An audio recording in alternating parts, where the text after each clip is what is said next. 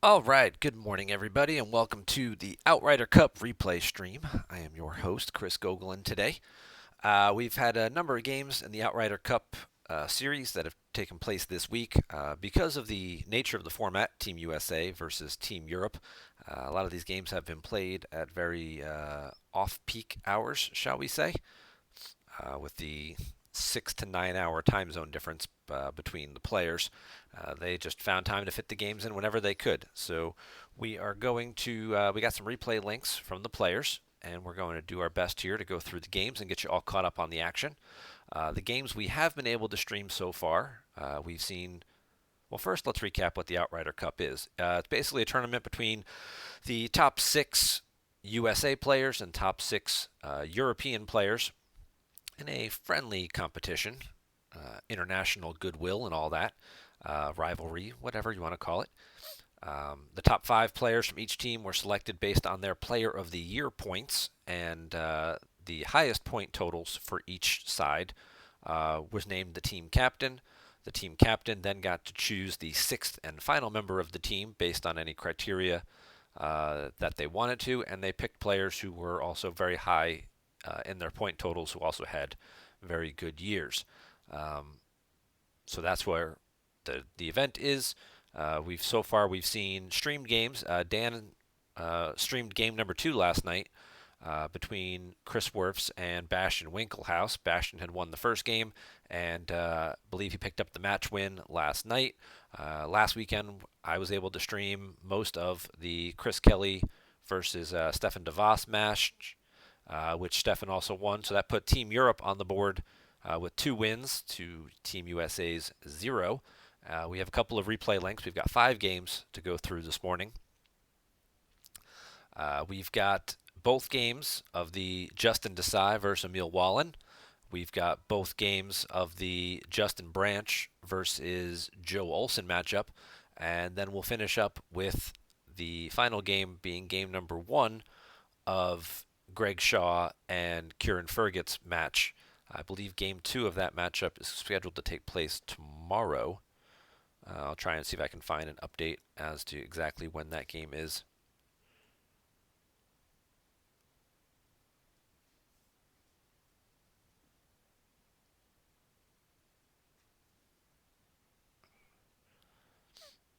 I think I had it right here. Let's see if I have it.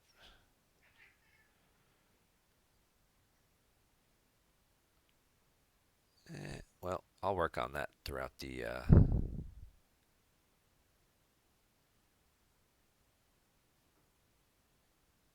Yeah, we'll see if they pop into the chat, and we'll let us know when game 2 is going to be. It may be on the PC forums. I'll try and look that up during the games. But first off, let's get started with matchup number 1. This is Emil Wallen and Justin Desai, 2 Hall of Famers, 2 two-time world champions. Highly anticipated matchup between the 2 players that was played very early Eastern Standard Time. Justin was at work, and as I'm told, Emil was building a farmhouse, or a barn or something like that. So uh, I'm sure we may see a few things that may seem silly. Hopefully, it just wasn't because of distractions caused by the other things they had going on. But certainly some interesting matchups. Looking at my handy little cheat sheet here, we will have Profit versus Watto and Diplo versus Rops. Diplo versus Rops, we've seen that one more than a few times, but Profit and Watto, 2 decks we haven't seen a whole lot, let alone playing against each other for Tatooine supremacy. And that will be the first game that we start off with right here. So Justin's going to be playing Profit, and Emil will be playing the Watto deck. Emil, we're looking at the replay stream from Emil's side of things.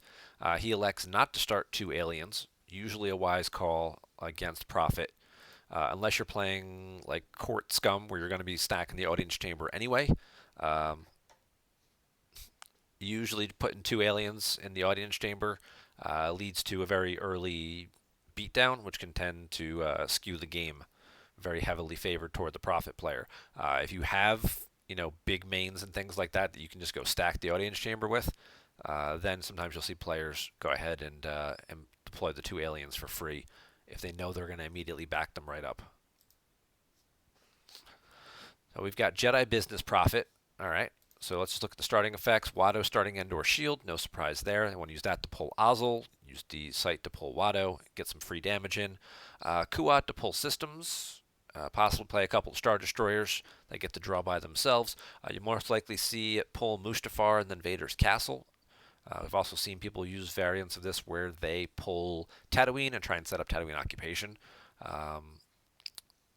Certainly a way to go. And the third effect here is Nachuba Na. This is not a virtual card. This is the old Tatooine card here, which lets you basically, once per game, get Sebulba. And there is a new virtual Sebulba that I'm sure we'll see hit the table. So it gives you other options, not necessarily having to use your Endor Shield pull on Ozzel and waste him on the ground if you prefer to have him in space so you can run things like command to protect your ships. You can use this Nachuba to get Sebulba instead to try and do some early damage, or do it 2 turns in a row. Ozzel turn 1, move him over. Sebulba turn 2, move him over, etc. For the other side, I must be allowed to speak is pretty common. Get in the farm and the use pile pulls, we see that a lot. Jedi Business is an interesting one. You're not really going to play your episode 1, non-episode 1 Jedi are lost. So you're going to have Qui-Gon and Mace, most likely, whether it's EPP Qui-Gon, Mace with Saber, because you can get the lightsabers with the effect pull. And then which Luke we'll see, most likely is going to be Master Luke based on this, because you can't play non-Ep 1 Jedi. So we'll see Master Luke, who's very strong, deploys for free because of the objective. And then you can get Anakin and some of the other guys as well, who can get Anakin's lightsaber, which is the episode 1 saber as well.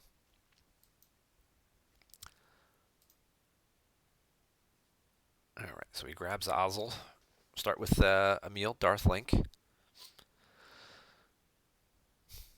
He's going to use his Endor Shield pulls. He gets Ozzel and Thrawn.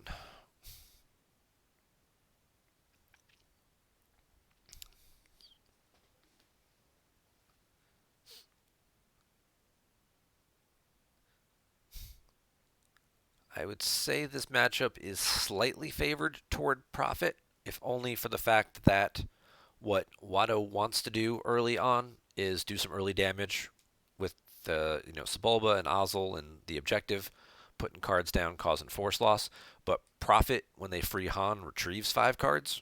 So we should double check this. Oh, this is Solo. Yep. So he's not immune to Secret Plans or Coward or anything like that. So he will have to pay for the 5 retrieval. Interesting that he would choose that Han.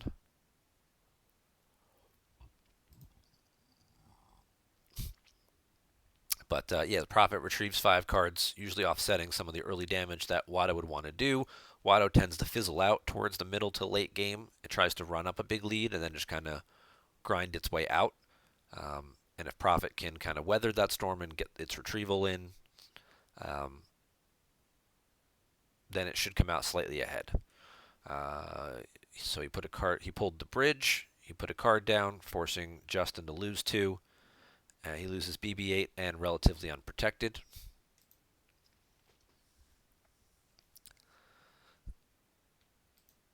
That's what Sebulba does. So Sebulba hits the table here. Oh, we'll see him pull something first.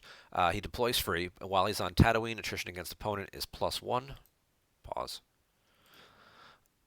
When your slave places a card in your used pile, you can draw the top card of your reserve deck. So that gives you a replacement card, basically. You put a card down, your opponent loses the 2 force, it goes to your used pile. Turn 1, it's always an interrupt or something like that that you don't need, because there's no way your opponent has the force to pay for it. And then Sebulba lets you draw the top card of your reserve deck, so you get a replacement card for the card you put back. Looks like he put back the force push that he had in hand. That was right here. Kept the sense. He's got the extra Watto. He's got commands. Now he's got the Executor, which he pulled with his Death Squadron assignment. Now he'll use Kuat to get Mustafar. Use Mustafar to get Vader's Castle.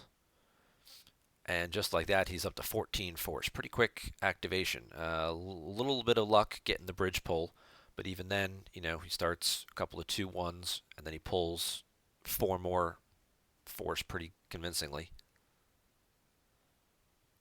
Now he'll consolidate, moves the bulb over, flip the objective back, draw a card or 2. And we'll see that objective flip back and forth a couple times in the early stages of the game. And there's a barrier, so he'll probably sit on that last force. Yep.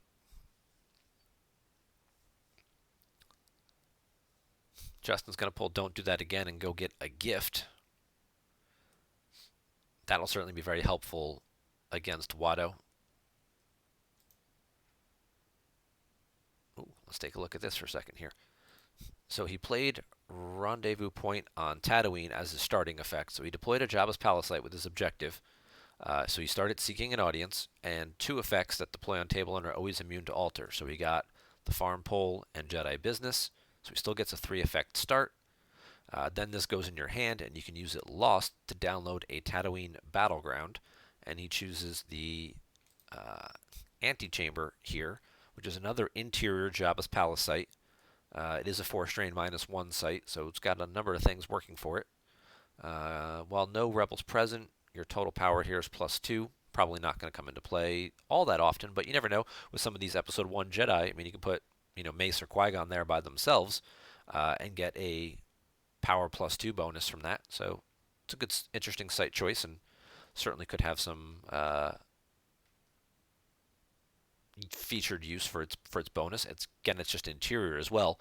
So against, especially if you're expecting your opponent to play something like Entanglements. I don't know if you expected Watto, but Emil's certainly known for playing Entanglements, and that could be something where he's going to run a bunch of outside sites and walkers and things.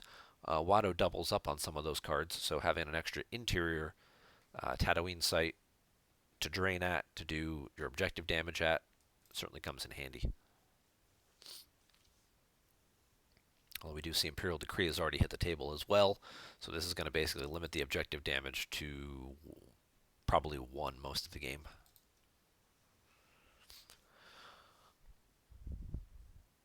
He gets the farm, he uses Seeking and pulls 3PO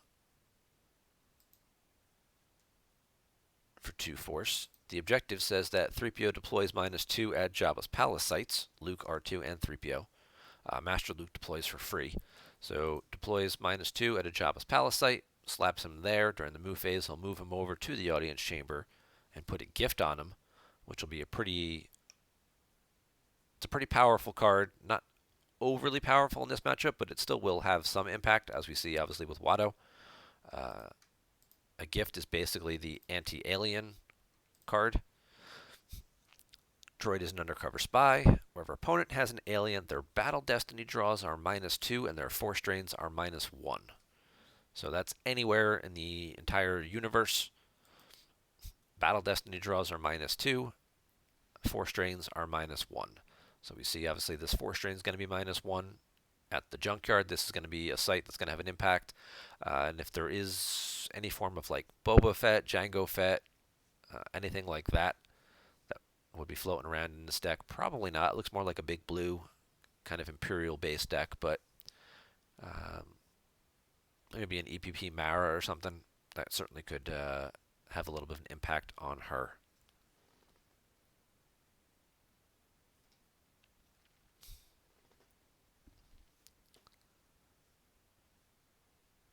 It's going to take it slow. Just going to set that up, minimize the damage, draw a few cards. And he'll play a Rescue in the Clouds and the Wisa now to get his Boss Nash Chamber.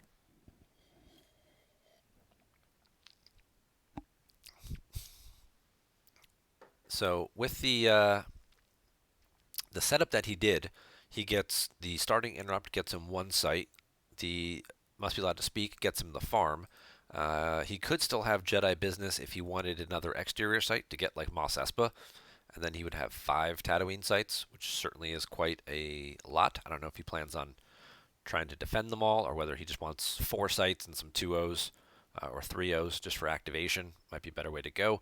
But you look at both players here at the start of their second turn, they've already pulled numerous battlegrounds, looking at a 16 and 12 activation ratios.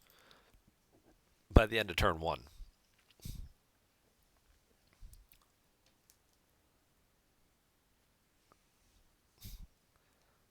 All right. He did save 2 force.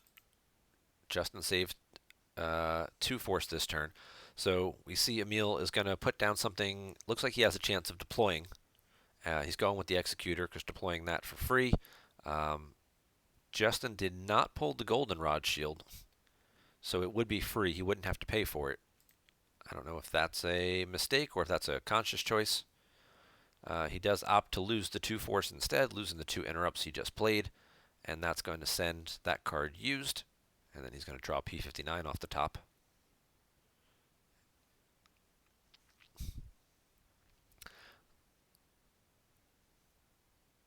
And Emil's just going to take his time. He's going to move the Blizzard Walker over. Sebulba a pilot? Sebulba is a pilot. He could get in. Does he have to be present? Nope. Nope. Well, he's power 4 outside. He's power 2 inside. But he could try and protect that 5 forfeit. Instead, he leaves him outside, and Emil's just going to draw a handful of cards here. Picks up Greedo and a force field. And the no escape, which could come in handy at some point. All right, Justin's got 5 cards in the lost pile now, so we'll see if he wants to make his move. With Emil having a huge hand now, that's going to be a bit risky. He's got 12 force and only 8 cards in hand. He's going to get some used pile pulls for deploying guys. There's an Imperial Command. And it misses. Not sure who he... Oh, he probably has Veers. He was looking for Veers, I'm guessing, to put in the Walker. And I guess Veers is one of these 2 cards that he saved.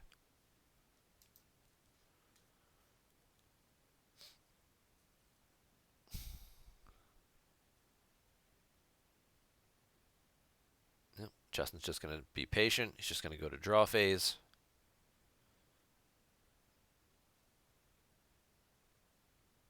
Emil's going to play an Accelerate just to pull another Accelerate. Cycling back a 5, putting it somewhere he may be able to track it. Now he's got 5-4 stuck together at the bottom of his deck between that and the command.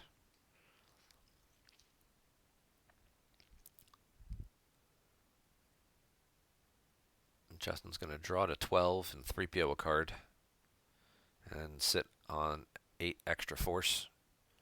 Not wanting to go over 12 and risk some stuff getting put back with Monarch. Emil certainly not concerned about that as he drew all the way to 16. And now we'll do this for the 3rd turn. He'll drop Ozzel, he'll flip, he'll put a card down. Looks like he chose P59 this time. And Justin's going to spend the 2 force and let him deploy it for free. And P59 is going to go to Jabba's Palace. And he's going to accelerate for an effect. And he's going to take Justice. He has a Gick in hand, so certainly could be in a position here to try and spread out a little bit. Justice is going to stack Command, something special, and Tarkin. Still not seeing a lot of EPPs or anything floating around. I would have expected to see maybe an EPP Maul or 2 and some other stuff. There comes Thrawn. So he is just going to leave himself spread out like that. He redraws and gets the Executor back into hand. Picks up a Dr. E, picks up a Death Squadron assignment. Dark Time. That looks like a Blizzard 4. Yep. That looks like a Snoke.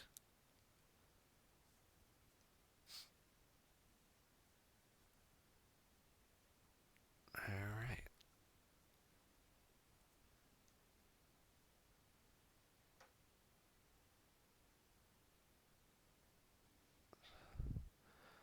Alright, we got our first Jedi hitting the table. It's General Kenobi, and he's going to get barriered. The barrier is going to get grabbed and then canceled. Emil's going to try and sense it using Thrawn. He has pretty good chance of this. There's a number of low destiny cards left in his reserve deck. He draws another copy of Barrier. That's a bit unlucky, as we saw last turn when he did the shuffle. Um, the top cards remaining in his deck, most of them were less than 4, and he stacked 2 of them on Justice. So the shuffle's going to go through. That's going to get... it's going to cancel the Barrier. Now we're going to see a Death Squadron assignment. See, yeah, there you go. Look at the next 2 cards of his deck. They're both 1s. So he had Sidious and Krennic near the top as well. These 2 together wouldn't have done it. Okay, but it does have a couple EPP Mauls and then just standard Imperials or big Dark Jedi that would be protected by the Force Field. Destiny doesn't look outstanding. It's kind of highs and lows, not a whole lot in the middle. Certainly not a lot. Yeah, P59 does at least have an Emperor in there, so he's got a 1 out of 14 chance of shooting somebody. He goes for Boss Nash Chamber, used to get for Boss Nash to verify what sabers and stuff are in his deck. There's Master Luke for free. He's going to get a used pile search. And this is where he's going to lay a beat down on P59 and kind of force this Gick to be played.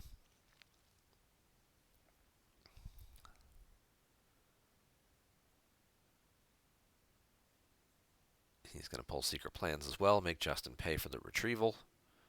See what weapon he gets. Oh, there's Qui-Gon. So Qui-Gon actually has an interesting... Wow, it's the Tatooine Qui-Gon too.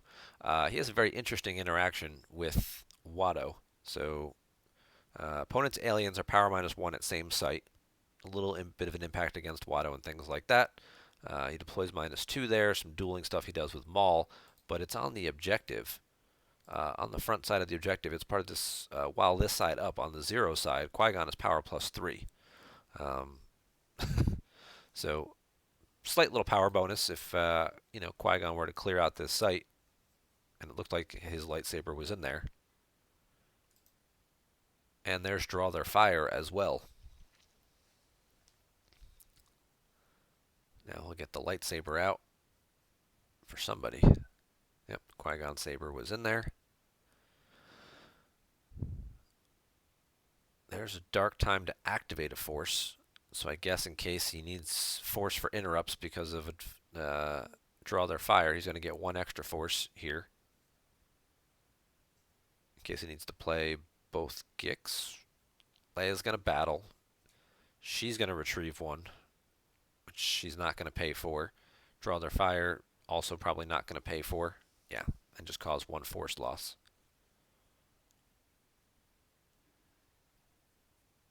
He will opt to pick a card up off Justice. Does not deploy Greedo, as he's assuming he's just going to have to Gick this battle. He had a couple of 5s in there, so he's going to take a shot at Luke. And he does hit, unless there's a Wisa or something in Justin's hand. Nope. Alright. So that's going to hit, and that's going to cause 2 more force loss.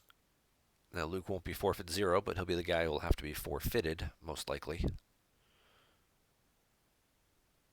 And he loses a Qui-Gon and a Run Luke Run. Just straight power here. Draws a Wisa, ironically, for Battle Destiny.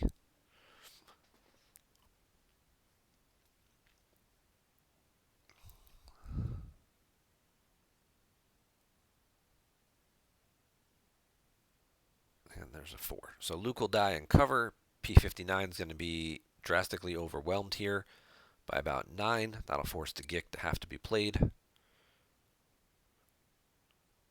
to absorb all that extra damage.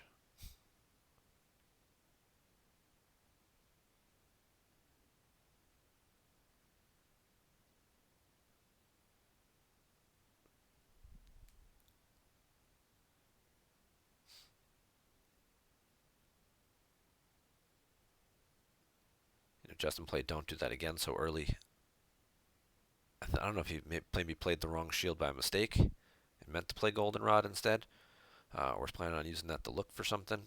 But I was almost wondering if he was possibly playing extra grabbers or something that he might have used that for.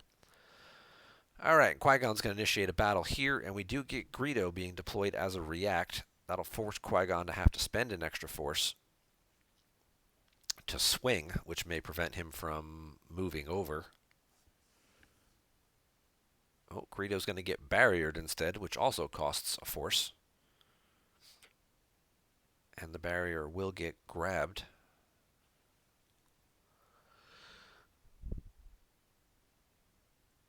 And Greedo will be excluded. So it'll be Qui-Gon against Greedo at the start of next turn at that site.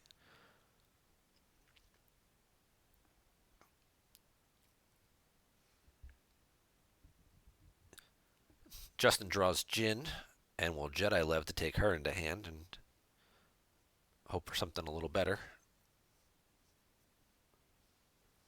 There's another Luke and another Jedi Lev. Okay. Running 2 Jedi Levs and has them both in hand and is going to redraw them both. Surprised that card isn't unique. Alright, find some better destiny here and that'll be good enough to hit. I think he was swinging at Thrawn.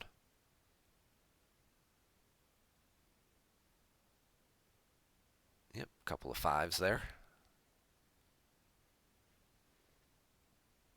Oh, you're right. He did use the shield to pull a gift. Duh.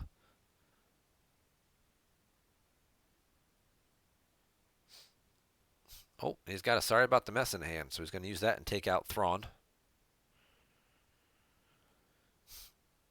Now Ozzel's going to be all by himself.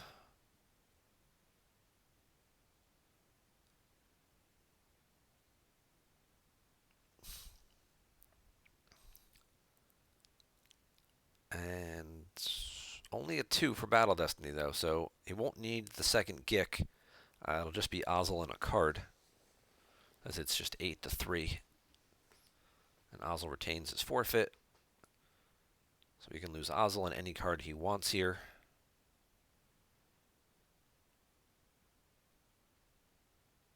He'll pitch an extra copy of Watto.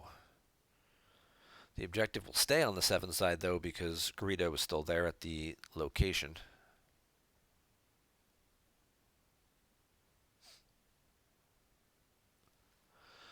And Justin's going to draw... I'm sorry, he's going to move Qui-Gon over and consolidate everybody to avoid any possibility of a counter beatdown. Again, with Emil having a large hand, certainly not too hard to fathom the cards he might have. I mean, we did get to verify his deck and do know that there's 2 EPP Mauls floating around in there, but maybe he runs 3. And, you know, an EPP Maul and something else, or, you know, looking at his hand here, Blizzard 4, pulling a Vader and dropping Tarkin could certainly be a lot of power. That could just completely overwhelm Qui-Gon, so no need to rush. He knows he's not facing a lot of damage back from his opponent.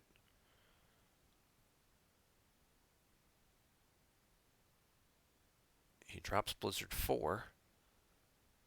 Goes, I guess... Interesting. I don't know if he was trying to bait out an interrupt or just completely changed his mind. Maybe he clicked on the wrong spot. But he dropped Blizzard 4.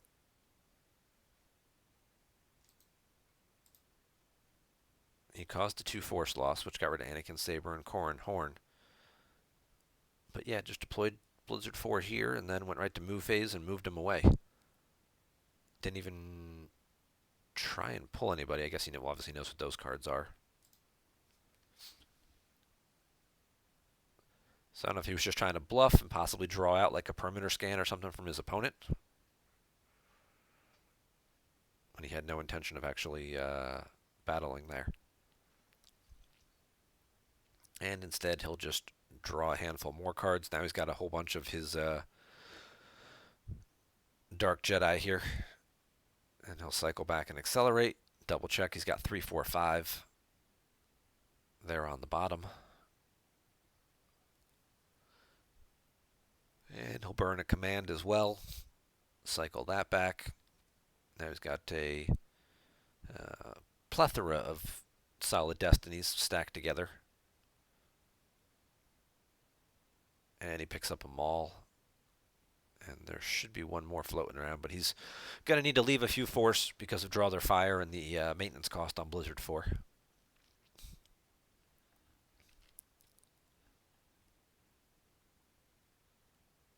And he will get the Stalker with his Death Squadron assignment. Light side can't drain, so there's no damage coming on their end, so no need to rush for either player, really. All right, there's Mace Windu. There's Master Luke for free. Han gets freed. He pays 5. He'll retrieve 5. And he gets back Corn Horn, Anakin's lightsaber, the Sorry About the Mess combo, a Hear Me Baby Hold Together, and a Master Luke.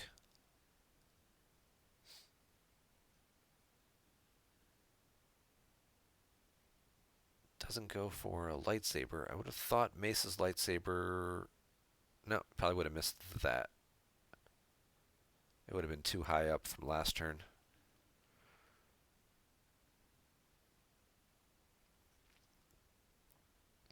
No battle plan out, so Emil gets a free drain of 1 at Mos Espa. Now he can drop a card. He'll try the Executor one more time. And his opponent does spend the 2 force to let him deploy it for free. So we'll get that up there. I'm sure we'll see Chiranu come aboard. Yep.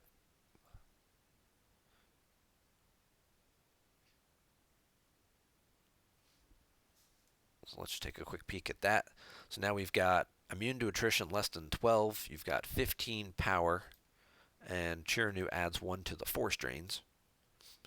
So that's a drain of 2. He can get around battle plan now. So now he can pull it and punish his opponent and make him pay for these extra drains. That's usually where Prophet comes up short.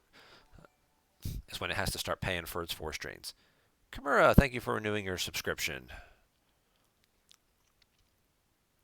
The Players Committee appreciates your support.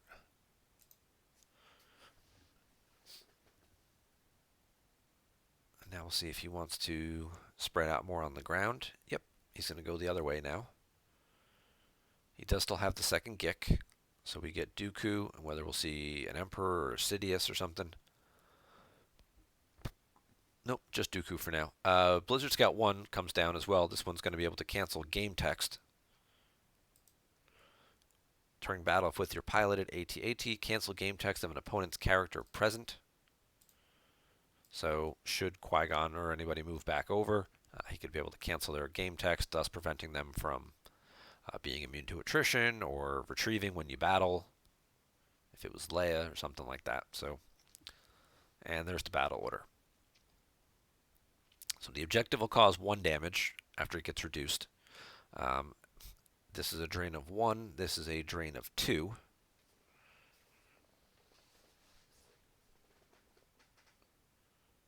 And he will pay to drain for 2 at least. Start causing some force loss. Emil's going to lose a Stunning Leader and a Death Squadron assignment. The other downside to Watto decks too is they tend to put a lot of cards on the table. As we see, Emil's pretty much, in a pretty good position here, but he's already down to just 15 cards left in Life Force. So, all right. So he pulls Mace, the Jedi lightsaber, not Mace's lightsaber, Jedi lightsaber, deploys on any of these guys or Padawan. Add 1 to a force drain. They can't be used to satisfy attrition, so they're not forfeit 0, but it does have the flexibility to go on multiple characters, so you're not specifically going Mace's lightsaber, whatever.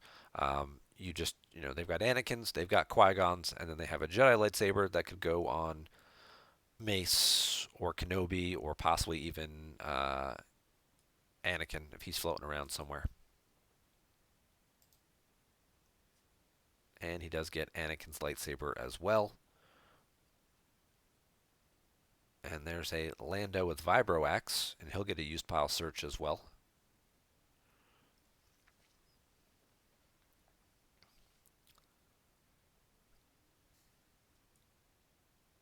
And he's going to pull a weapons display in case anybody gets excluded from battle.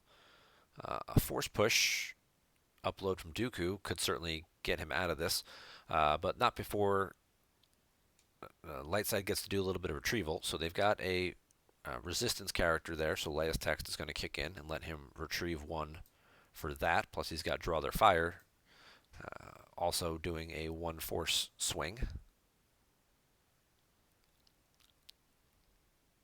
Does have to be a little careful here if he were to get force lightninged.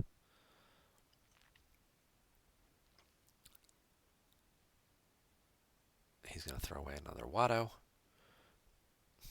So Dooku will go upload. He's going to get the force push, which could get him out of the battle if he opts to do that. He also can react the Blizzard Scout over, which he chooses to do so to give him some extra power and forfeit.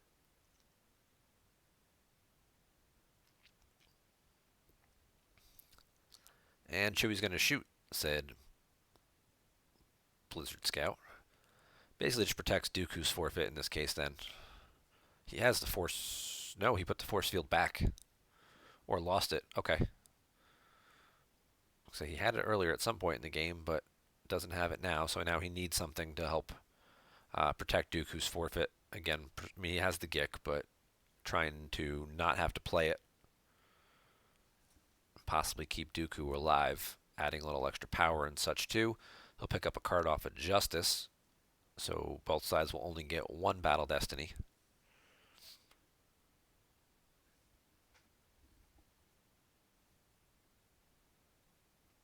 And that's a fairly low draw.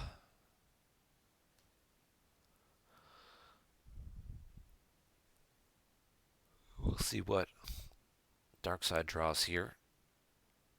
They draw the force field, ironically. So that's going to be a tie. So we'll probably see Chewie die here, because at least Lando draws by himself. Oh, I guess not. I was going to say, because Lando adds a destiny when at a Tatooine site, but he's got a little bit less power.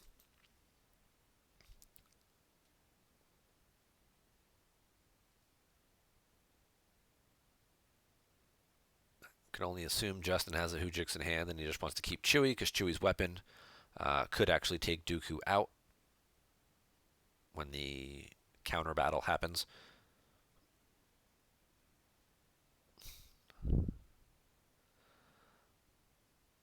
Darkseid will get a couple of drains in here. They get a drain of 2 and a drain of 1. Justin's going to lose Rey. He top decks a Lando Scoundrel. And he lost a Rescue in the Clouds as well. He's going to drop Dr. E. His opponent's going to pay 2 and let him deploy him for free. And he is going to go after Chewie here. He's going to force push, put 2 cards back. We'll see if he gets Kylo. He took Vader. All right, so he's going to take Vader and cancel his game text. Strong play. Because obviously doesn't want to... He just wants to just overwhelm Chewie with power here and try and cause overflow. So you cancel Chewie's game text. Now he doesn't even get the weapon. He doesn't get the draw destiny either. Dr. E being here will subtract a little from the battle destiny, but he's still taking some damage here. And Darkseid will get to retrieve from draw their fire, so they'll get their force push back. Can't use it again because it's once per game, but it's a Destiny 5 back in your deck.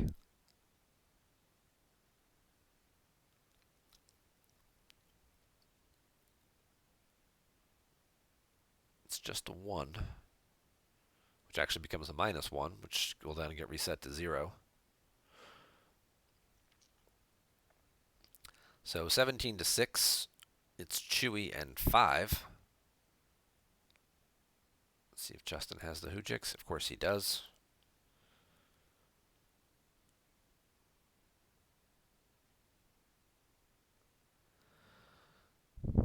And Dr. E will move away to avoid the force drain penalty from a gift. And then Emil will just draw a couple cards. And by having Vader here now as well, he avoids the penalty on the site. So he's got Vader there, so this becomes a force. So this is no longer -1. This will be a drain of 2. So now he's got 2 here, 1 here, and 2 here. So he's causing 5 damage a turn. His opponent is basically causing the same back. 2, this is 3 now. 5 plus 1 from the objective is 6. Looking at life force counts, we're about even. 14, 15, and 8 is 23. 23 for light side as well. So if they strictly raced it out from here, you'd say light side would win because they're doing 6 damage a turn to light side's 5. However, he could have pulled resistance, which he just missed, to cap this drain of 3 at 2. That would mostly put the damage to even on both sides at 5-5. And with light side having to pay for it, eventually at some point in time, they would run out of resources to do that, and that would probably let dark side sneak out with a low win. If they were just strictly to race from here on out, unless light side has more retrieval somewhere. Or a few more draw their fire General Leia pulls. I guess he realized it now. Now he's going to get resistance. Yeah.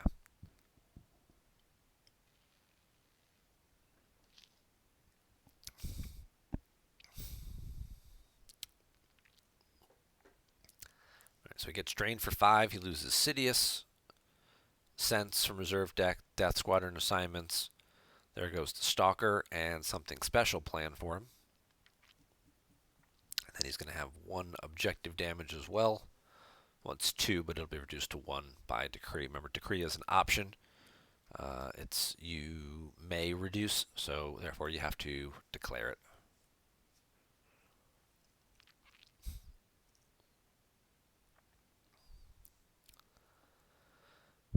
And there goes the force field. Mace is going to slide over to the left, try and spread the damage out now. So now he'll have 2, 2, and 2. Try and pick up the pace a little bit. And then probably try and draw some defensive cards here. Doesn't want to go too low here. He needs... Presumably he needs 2 force to pay for the card that he puts down, so he doesn't have to lose anymore. And then we saw him lose an It's a Trap earlier, so he may want to pull that back from his lost pile with Solo. And since Emil has played all 4 shields, he doesn't have to worry about the useless gesture shield coming out right now, unless there's a cold feet or something else instead. So he's going to save the extra 3 force for that. Emil's going to activate all but 1, though, so I'm not sure he's going to battle here. It's a 4 on top. I think he's just going to do his drain damage.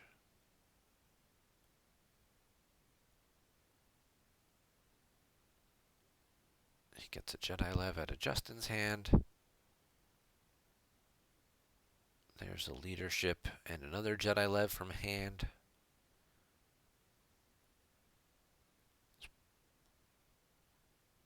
Let's see which card he wants to put down. Snoke? Yeah. And his opponent does pay 2 to allow him to deploy it for free. And he is going to deploy it there in front of those guys. Possibly drop Maul and then maybe move something over. He's going to pull aim high, so that way in case he does decide to battle, which I doubt he would because that's only a 4 there. He's going to no escape to get the force field back as well. So that'll protect against Qui-Gon's swing here. Probably see him slide one of the Blizzard Walkers over, move Marquand over just for more power and forfeit, and leave Blizzard 4 behind.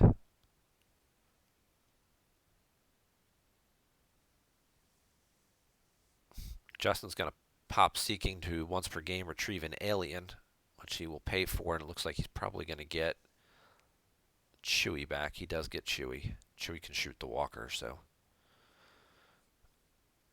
if he's got enough force left to deploy Chewie. Oh, he also uses 3PO and slides him over as an undercover spy. So if he does opt, he could deploy Chewie. If he has any other characters, then he could also deploy here, kill Blizzard 4, and then run away. That could work out pretty well for him. He may just do it anyway, just drop Chewie, battle, shoot the thing, retrieve one, cause one force loss, withdraw their fire, and then just slide everybody over, even if he doesn't get to draw Destiny and cause any overflow or anything. It's still a good play.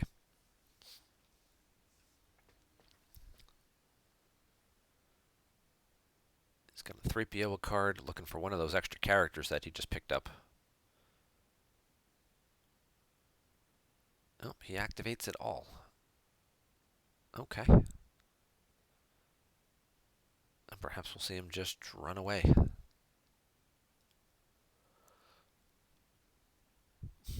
Cause one objective loss, pay to drain, do your 5 damage. 15 and 4 is 19 to 13, so he is ahead. Right now, he's a half a turn ahead in terms of damage output. So if he wants to just keep putting as much pressure on his opponent as he can, this would be the way to do it.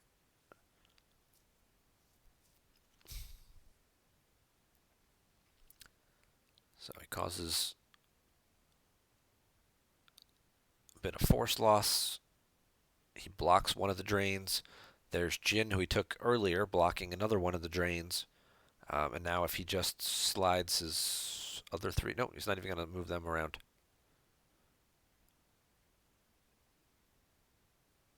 I was going to say, if he moved away and moved these 3 guys over, but...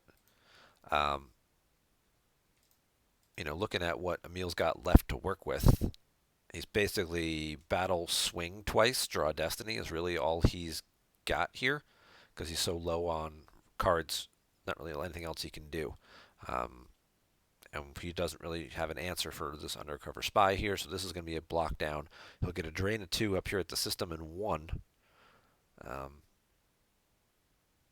But yeah, any battle here is likely to go kind of into a wash situation, and then we know he's got Chewie in hand to come back with next turn, so if his Destiny isn't good enough, or if Justin has a way to prevent Destiny, whether it's a Jedi's concentration or just blaster deflection or something, I could certainly stack up fairly well. And in the meantime, of course, you can continue to just pay to drain. He does finally pull the goldenrod shield with the Hear Me Baby, so he'll make him pay 2 for deploying that stuff for free if he tries to. So that'll basically stop Tarkin from coming down. We'll see if he wants to... Nope, he's not even going to try it, because he can't afford to pay for it if his opponent does something with it. So he's just going to battle. He'll do the draw their fire. He will not retrieve, so he can pay the upkeep on Blizzard 4. And now he'll take some swings. Maul gonna swing at Qui-Gon in the desert, just like in the movies.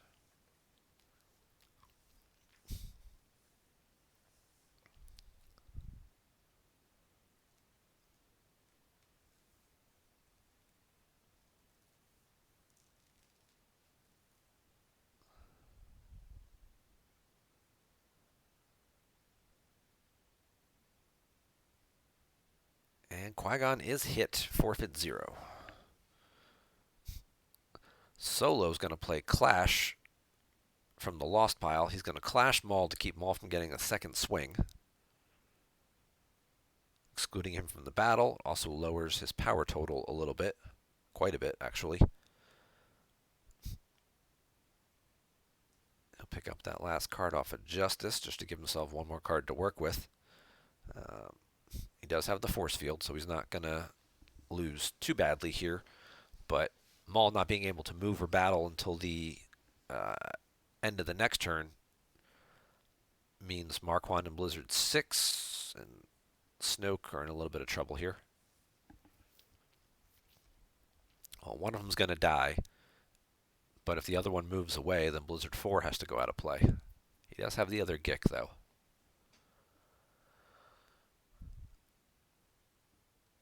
Light side draw is fairly low in this situation.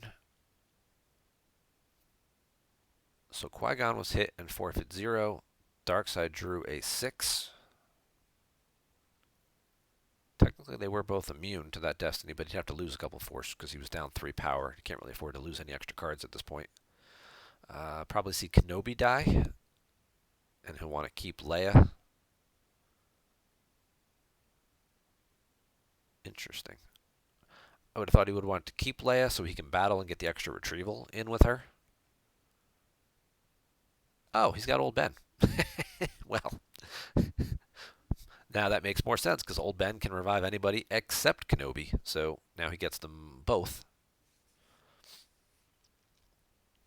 It's always a very interesting card. You see it pop up every once in a while. Cold Feet does negate it, but... And Snoke runs away. Blizzard 4 is going to have to go out of play. But Maul at least will be there to block the drain, and you don't have to worry about him getting sorry about the mess because there's no weapons there.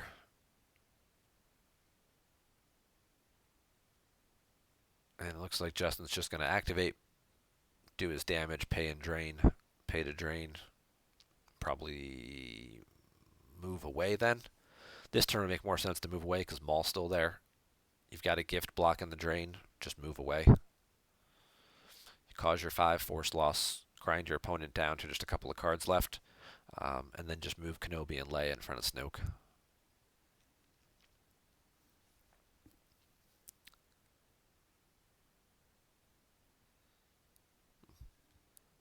You guys are awfully quiet in chat today, just so focused on this riveting matchup.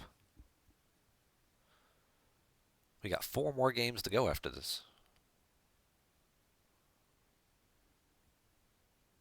And of course, thank you guys for watching. I will showcase off between each game some of the new cards that are in the 2019-2020 League kit. The list of the cards has been posted for about 2 months now, as the League kits have been available. But now we have all the foils. We just started shipping some of them out. So I will be in between games just to keep things a little interesting, showing off what the foil versions of the cards do look like. And some of them look pretty good.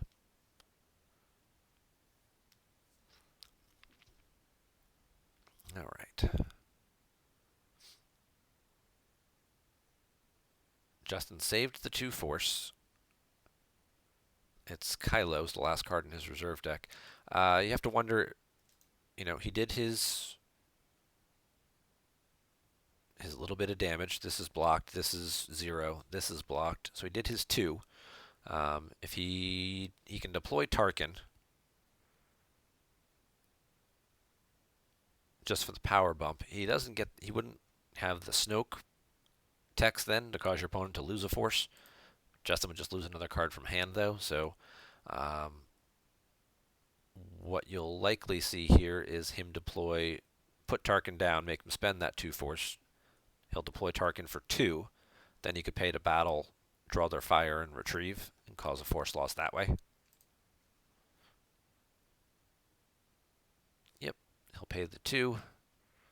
Darkseid will pay the 2. See where Tarkin goes.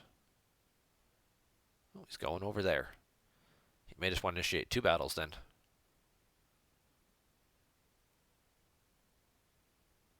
Battle with Snoke, cause a force loss, draw their fire, cause a force loss.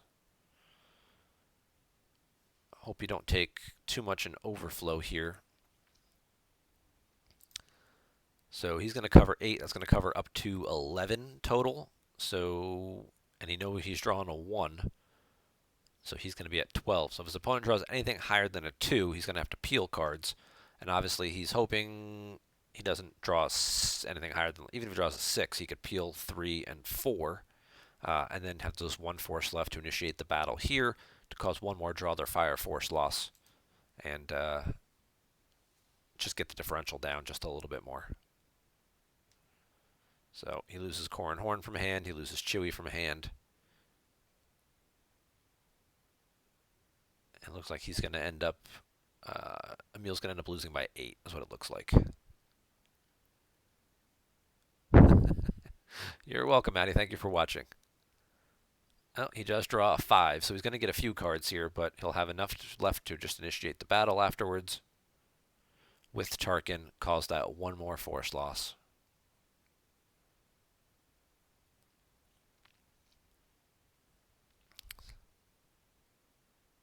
And he'll peel 3 cards from the used pile.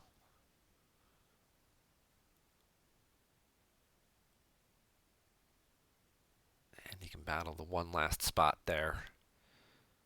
And just grind out 1 more card. In match play, every differential counts. So anything you can do to get 1 more card back in your life force or off your opponent's total, definitely makes a difference. And then just to put an exclamation point on it, he's going to swing and hit Tarkin.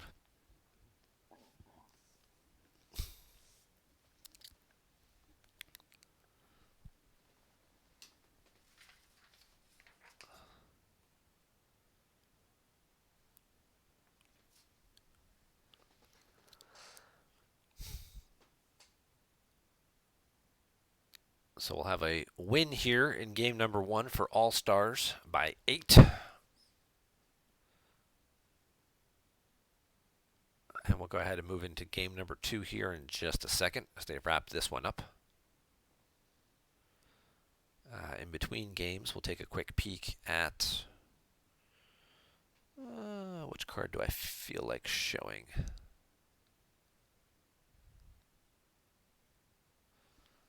All right.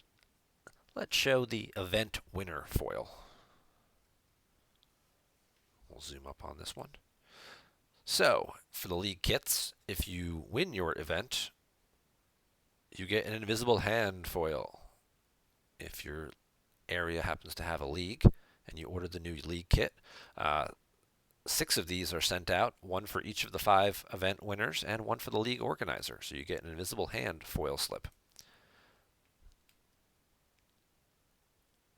We'll show those off periodically throughout the different games. There are several others to go with. All right, so that was game number 1. So we got All Stars plus 8 in that matchup.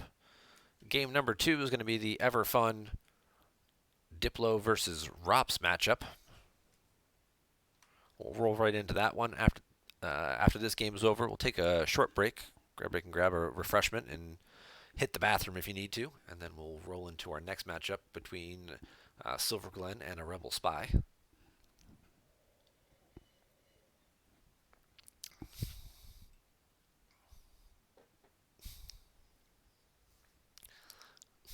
All right, so All Stars playing. Let's get that out of the way. So All Stars playing standard drops, Establish Control, Endor Shield, Imperial Arrest Order. Diplo's got Strike Planning Squadron assignments, so he's doing the General Calrissian 1-turn delivery method.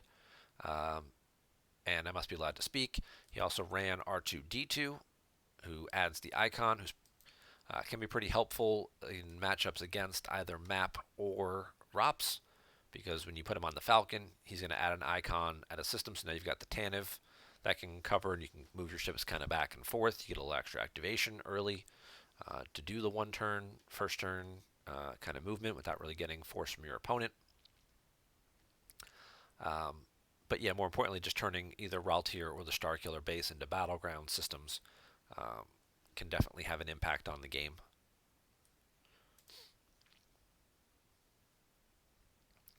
All right, so Justin grabs Piet, Emil grabs Mothma. Justin grabs Ozzel. Emil grabs Calrissian.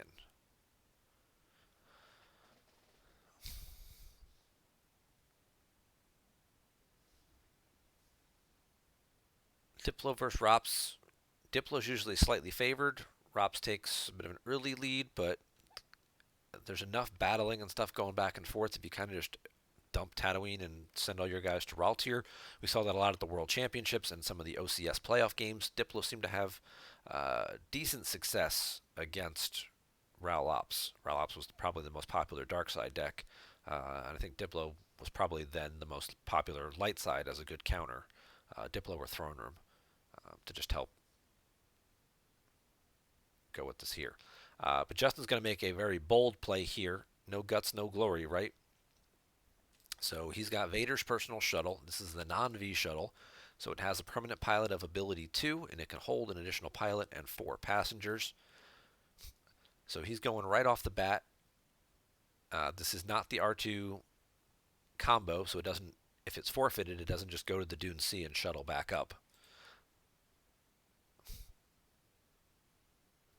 He's going to drop Ozzel. He's going to get a Battle Destiny, and he's just going to try and kill the droids here and make him have to deploy somebody else here and shuttle up to go deliver the plans.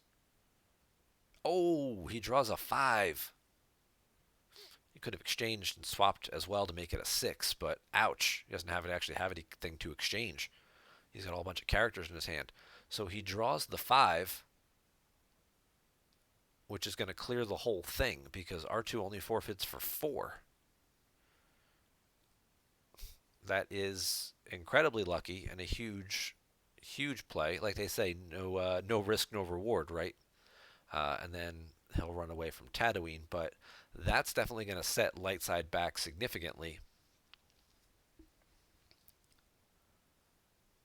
So bold play by Justin. After winning the first game, maybe feeling like he could take a few more chances in game number 2, or maybe just that he needed to take more chances in this matchup. Uh, you know, even just getting rid of R2 though slows the deck down a little bit. I mean, they can drop Mothma here, pay for her, shuttle her up, and then just kind of move the slow way. But you definitely can't do the Lando Falcon flip thing with the plans here because there's no place to put the Falcon. It's like you can't just like docking bay Falcon, drop Lando, pick up the plans, walk over, and then take off and fly. Not being able to move the plans to the ship kind of forces them in a whole different direction. And it looks like he's going to take this approach and go right to Raltier with Mothma, Ensign Chad Hills. He's going to pull Chandrilla for some extra activation. He got his farm. He got his Alderaan out.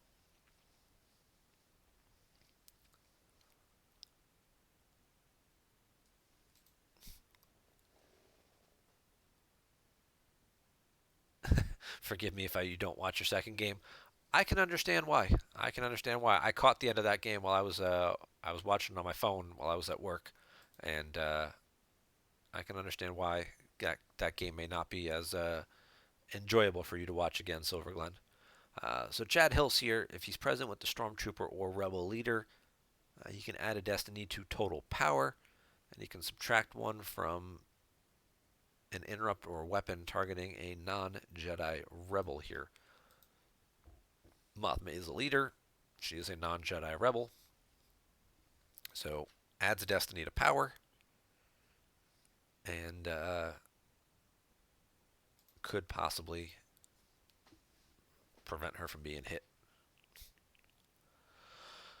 Not really a lot of weapons in ROPS, though. He's going to drop Decree. He's going to pull some sights. He could go for the flip here. There's Tarkin to block. Kyrkanos to 1. Nope, he's just going to go for the battle. Pull Min. Min's a leader, so he can drop Min as well. That gives Tarkin a second battle destiny. If he was going to flip, he would have had to do it in the move phase because he wouldn't have been able to afford everything. He could have done like Piet, Mahdi, Min, whatever, and then moved and shuffled people around and whatnot. But he's just going to go swinging for the fences here on this one. See if his opponent has a Hujix, as he just racks up 20 power, because of course the site he picked here is the prefect's office. So when you're a leader here, Imperials at same and related sites are power and forfeit +1. The deck certainly has some leaders, so all these guys are power and forfeit +1. So you've got 9, 13, 16 base power plus 4 more. Then you get Tarkin adding a Battle Destiny, going to get him a second one. And yeah, 20 to 4 is quite a bit. And 20 to 6 with the extra Destiny from Chad.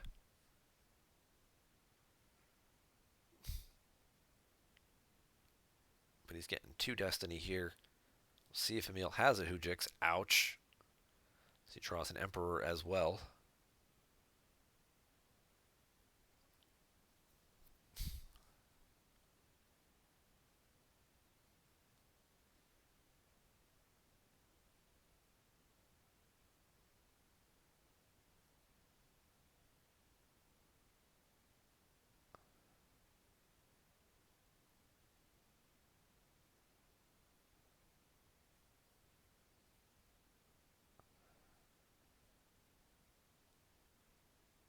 And he wins by 20. So if Emil does not have a Hujix, he's going to be peeling a dozen cards. Alright, he's got the Hujix. That's not what he drew for Destiny, right? No, he drew Hera and took her into hand. Okay.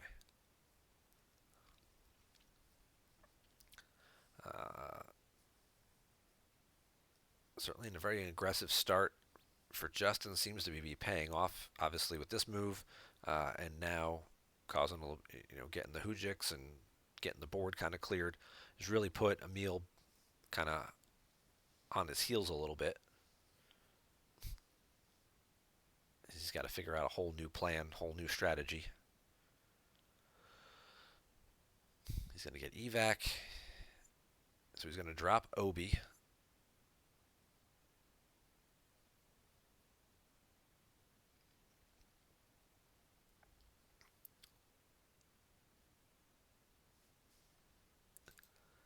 So he drops Obi. He pitches Calrissian and Perimeter Scan to do the once per game exchange to get the Tanev back out of the lost pile. Obi's going to pick up the plans and shuttle up.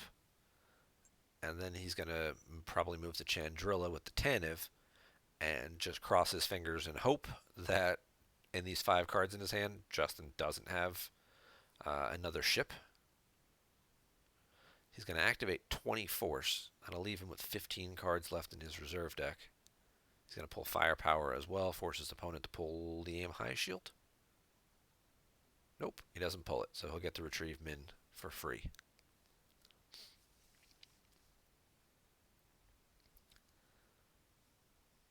Force. Now, that's going to give him more than enough.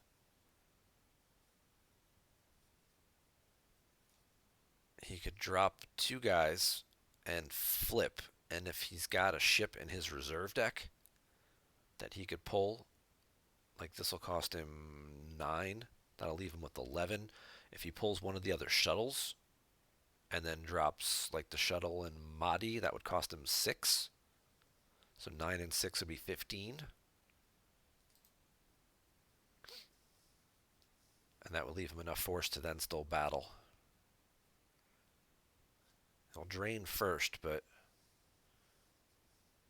yeah, I don't know if he's got any other ships. If they're active, if they're still in the reserve deck, he's going to look. The shuttle is in there. All right, so I guess we know what he's doing this turn. This is certainly one of the reasons, or one of the benefits, rather, of the route hops objective changing, is exactly that, taking away that ability to upload any card. It's designed, of course, to stop the Gick. Oh, he can actually do it a little cheaper by pulling a Trooper as well. So he'll get the Trooper, he'll flip, he'll upload, he'll take the shuttle. You can actually do Shuttle Emperor and Mahdi, or Krennic, because Krennic's a leader. Oh, he takes Arden.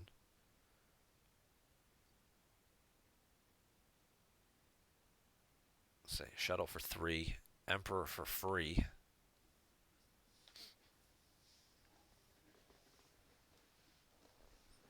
And then Mahdi gets him 2 Destiny.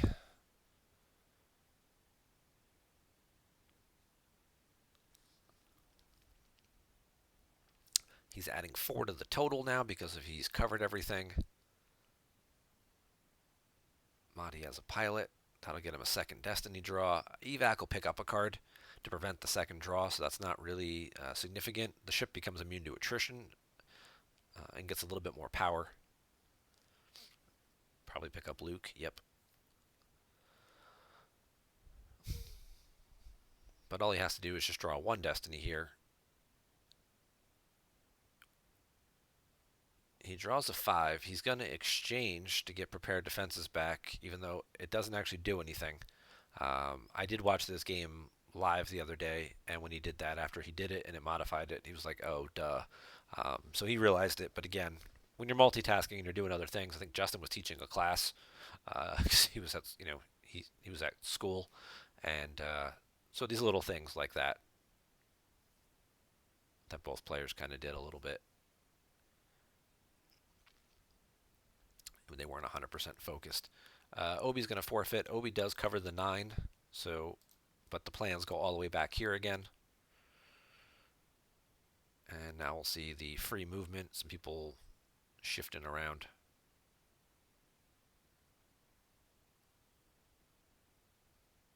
To the office. Arden moves away. Maybe we'll see Sim move over to the docking bay. Yeah, so now he's got decent power at each site, decent forfeit from the objective here. He's adding 4 to his total. He's got the decrees should anything happen where he would need to draw a Destiny if somehow someone got removed or game text canceled or whatnot. And then he does have an interrupt in hand that he could exchange to get the Gick if needed.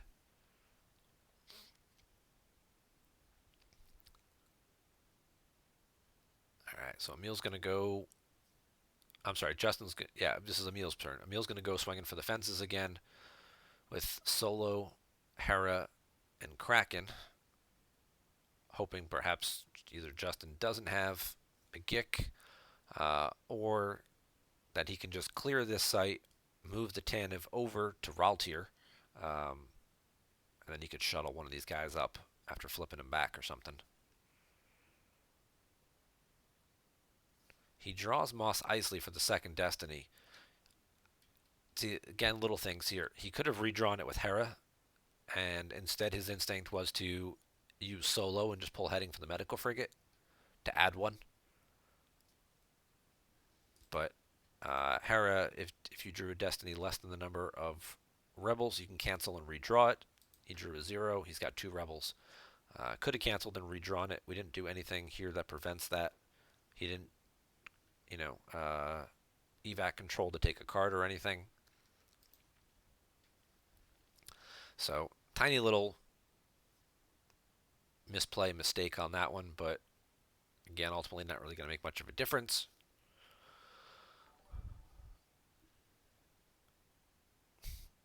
Brandon, thank you for renewing your subscription for month number 3.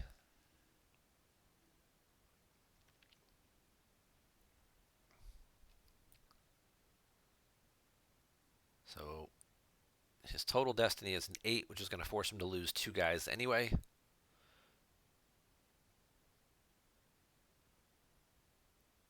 And he doesn't really even need the Gick. He can just lose 2 force. Save the Gick for a better battle.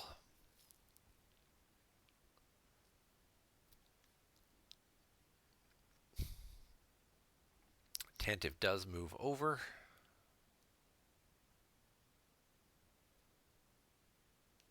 You'd have to think at this point in time he's got to be out of ships, right? So Tantiv's probably pretty safe there. By itself, I need to just draw some cards to protect. See if you can find a way to protect Solo. Keep him alive a little longer. Of course, now that the objective is flipped back, he can go get a trooper. So he can get the Stormtrooper garrison, perhaps. After, of course, he does quite a bit of force draining here. Yeah, Emil draws a whole bunch of cards, doesn't really find much of what he's looking for. He knows he's already behind, and he's just going to go ahead and concede game two. Um, he's in a bad spot. He's going to take 5 in damage, and chances are Solo's going to die, and he's just going to flip right back. He's not going to be able to do any damage back to his opponent. Whatever he's drawn in his hand, obviously, he's just realizing at this point that um, it's unlikely he's even going to win the game, let alone be able to win by 9. So he's just going to scoop it, and they can both get back to what they were doing with their day. All right, we're going to take a break in just a second here.